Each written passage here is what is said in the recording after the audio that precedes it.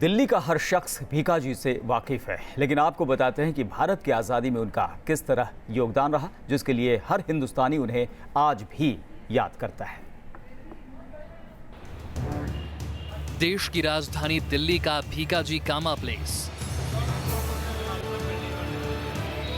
आजादी के 70वें वर्ष के मौके पर न्यूज नेशन आपको बताने जा रहा है कि आखिर इस जगह के साथ क्यों जुड़ गया भीखाजी का नाम।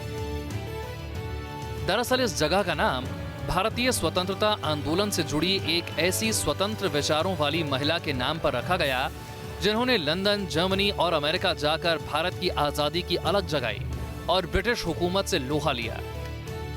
भीखाजी रुस्तम कामा भारतीय मूल की पारसी नागरिक थीं, जिन्होंने जर्मनी के स्टटगार्ट में अगस्त 1907 में हुई 7वीं अंतर्राष्ट्रीय कांग्रेस में देश का झंडा फहराया था।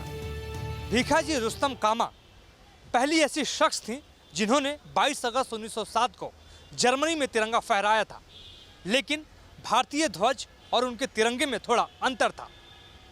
उनके तिरंगे में पहला रंग हरा, दूसरा सुनहरा, केसरी और तीसरा रंग लाल था। झंडे पे लिखा था वंदे मातरम। उन्हीं के नाम पर भीखाजी कामा पैलेस दिल्ली में बनाया गया है। भीखाजी ने स्वतंत्रता की लड़ाई में बढ़ चढ़कर हिस्सा लिया था। जब वो लंदन में थी तब उन्होंने दादा भाई नेहरू जी के साथ काम किया। कहते हैं ब्रिटिश विरोधी नीतियों को देखते हुए अंग्रेज सरकार ने लंदन में उनकी हत्या करने की साजिश रची थी। भीखाजी काफी तेज तर्रार महिला थी, उन्हें इसकी भनक लग गई। अंग्रेज जब तक अपनी साजिश को अंजाम देते वो फ्रांस भाग निकली।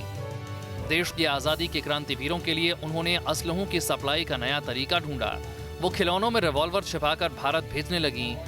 इतना ही नहीं, उन्होंने स्वतंत्रता सेनानियों की आर्थिक मदद भी की और जब देश में प्लेग फैला तो अपनी जान की परवाह किए बगैर उनकी भरपूर सेवा की। लेकिन 1936 में उनका निधन हो गया और वो आजादी की वो सुनहरी सुबह नहीं देख पाई जिसका सपना सोते जागते उनकी आंखों में तैरता था।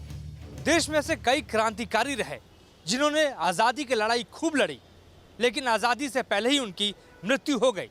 उनमें से एक शख्स ऐसी थी जिनका नाम है भीखाजी कामा। उन्होंने अंतर्राष्ट्रीय स्तर पर जाकर आज़ादी की लड़ाई लड़ी।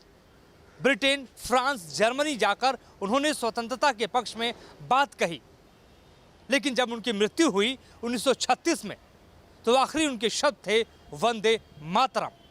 वीडियो जर्नलिस्ट सुमित्रो घोष के साथ मोहित राज दुबे, न्यूज़ नेशन, दिल्ली।